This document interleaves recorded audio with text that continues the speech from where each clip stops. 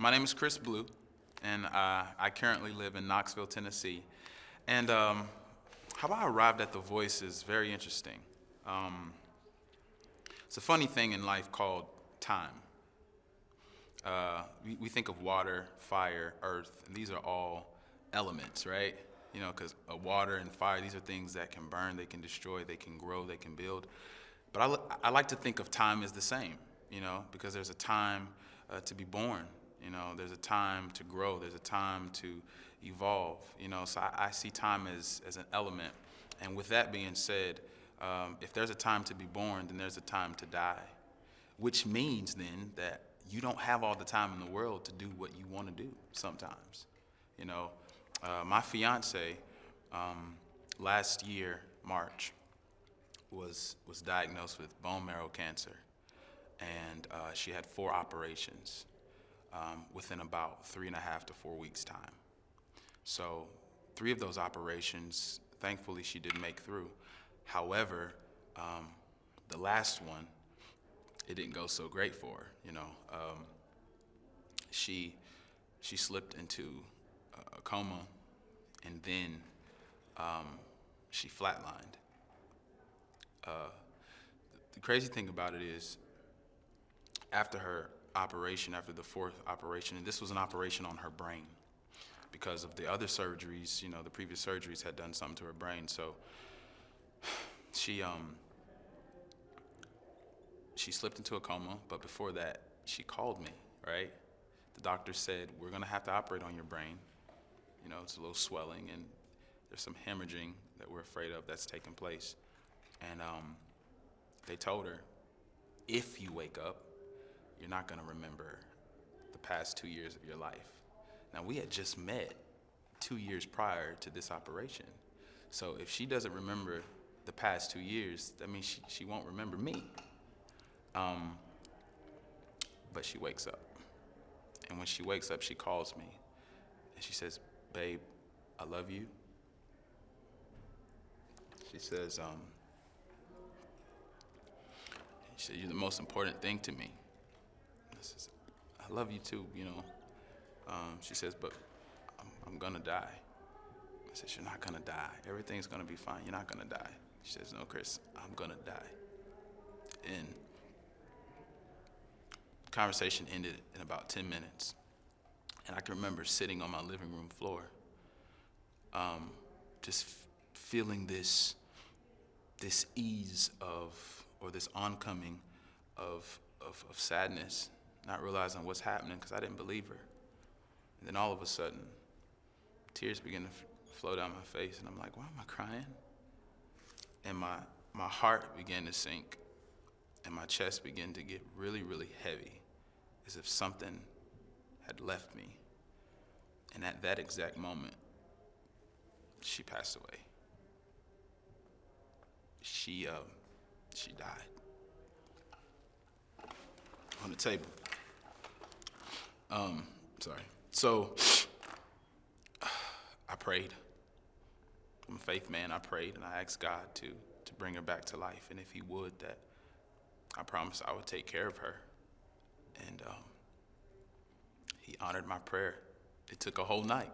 I didn't leave my living room floor for the entire night, and I stayed there until she called me, and she came back to life. And it was that moment I realized that time is so short. She's only 24 years old, you know. So if she was able to fight through that, then surely I can fight my fear of not feeling like I'm good enough to just at least try, you know? Because time says you don't have it all, and it's not always gonna be here. So that's why I'm here right now. Time.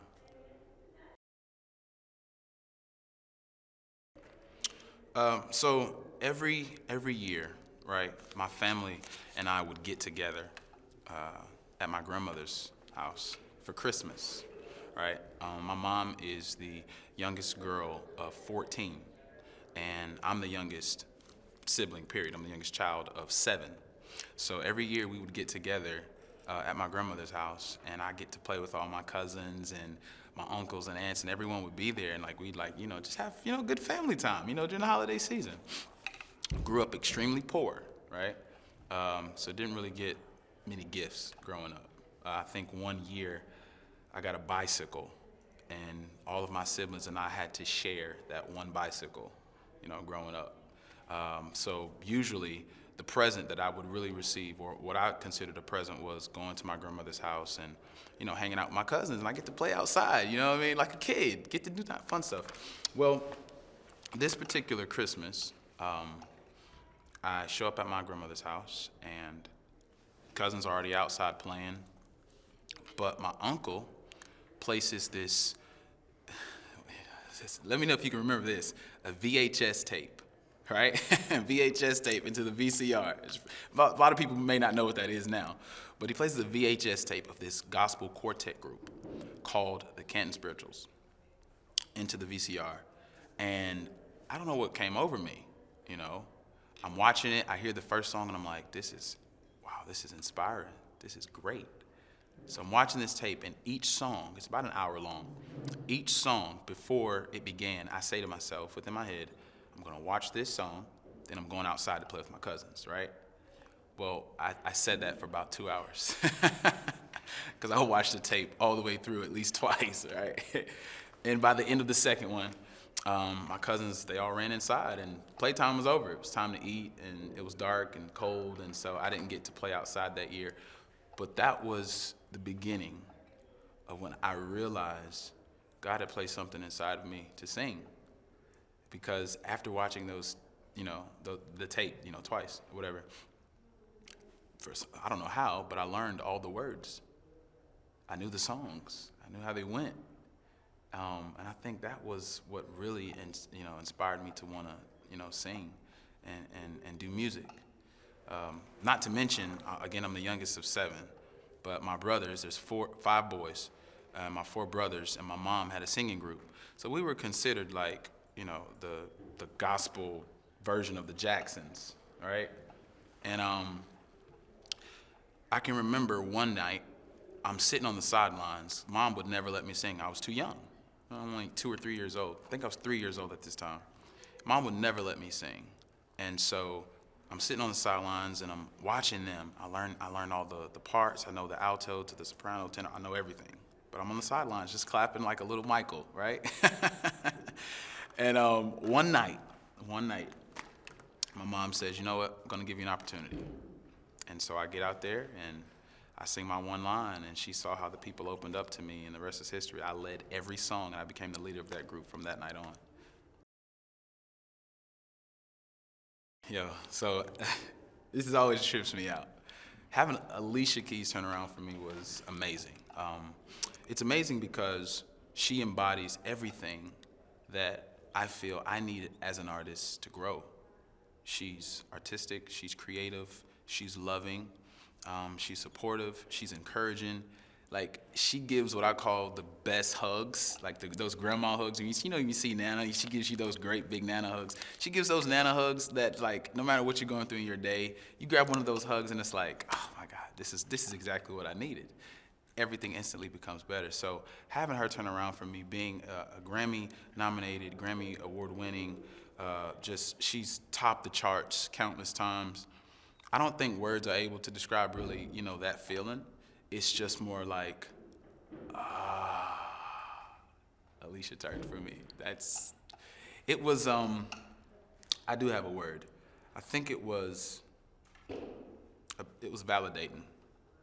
It says, maybe you are good enough, I fought that for so long. One of the reasons why I didn't want to do it was because I didn't think I was good enough. But when she turned, validated me, it says, you are good enough. Maybe you can do this.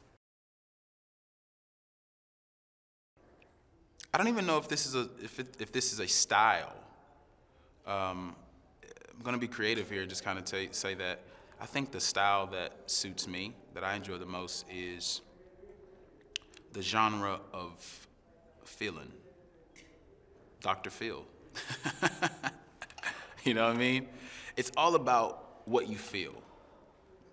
Be it an acoustic song, be it a slow song, be it pop, soulful, funk, R&B, country, rock, as long as you can feel something. That's what I love to sing. It's all about what you feel. It's kind of one of those things where I want everybody to feel it. When you see me on stage, I want you to know that you can feel it. I want people who never heard me before. They might not even like what they hear, but they'll love what they feel. Growing up, I grew up in church. We started out in a Pentecostal church, heavily conservative. And from there we went to non-denominational. From there we went to Baptist, and from Baptist to Kojic, from Kojic to now Methodist, right? So I have all these different embodiments of faith within me. And what I learned from that is balance. I've learned that, God is just that. He's balance. He's love and he's judgment. He's all those things. And so through that, I think of my musical influences. I think about my Marvin Gaye's. I think about Pastor Marvin Winans. I think about Ty Tribbett. I think about Alicia Keys, Adam Levine, Joe Crocker, Coker. I think about, Joe Crocker. I think about,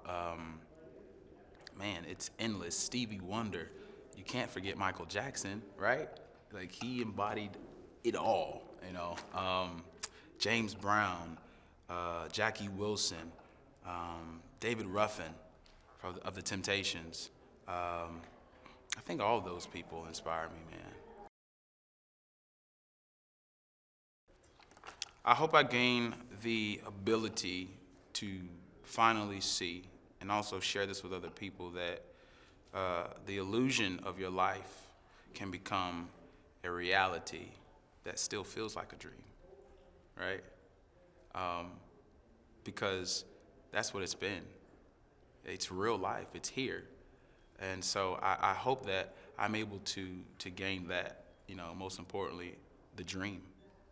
Overcoming the fear, achieving the dream, which is to hopefully win the voice. But yeah, that's what I look to achieve. That's what I look to capture, and not just keep for myself, but share with other people that those dreams that you have can and will someday become a reality.